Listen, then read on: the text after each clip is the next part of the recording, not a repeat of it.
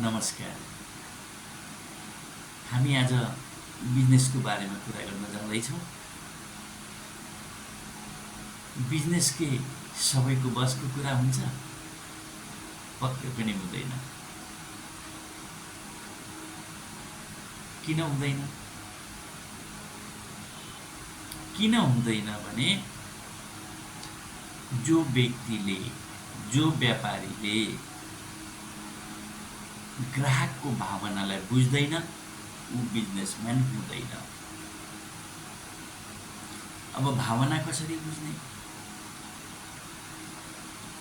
यो विषयमा सानो अनुभव सुनाउँछु।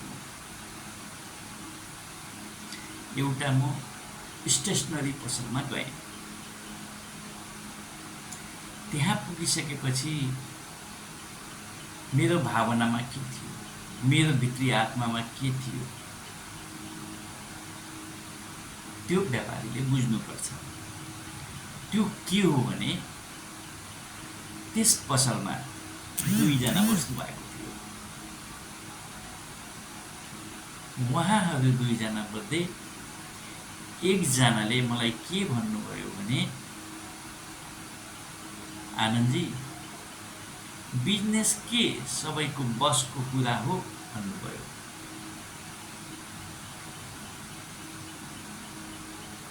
मैले ठ्याक्कै जवाब दिएँ, सबैको बसको कुरा होइन। तबसम्म एकजनाले मेरो भावना बुझेर मैले जुन भावना लिएर गएको थिएँ त्यो सामान दिनुभयो। जो एकजना मसँग बहस गर्दै हुनुहुन्छ,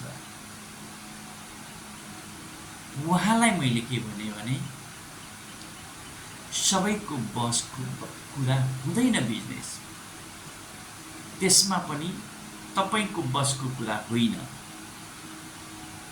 उहाँले क्वेसन गर्नुभयो, किन भन्नुभयो। मैले भने मेरो मनको भावना उहाँले बुझ्नुभयो, मलाई उहाँले सामान दिनुभयो, तर तपाईँ मसँग कुरामा अल्झिनु भएको छ। त्यस कारणले त्यो तपाईको बसको कुरा होइन, बिजनेस उहाँको बसको कुरा हो भने। त्यसपछि उहाँले महसुस गर्नुभयो,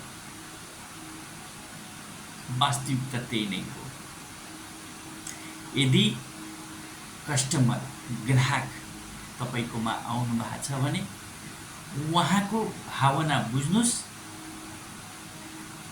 व्यवहार गर्नुस्, तपाईको व्यवसाय चल्छ। ग्राहकको भावना नै तपाईको व्यापारमा भर पर्छ। धन्यवाद।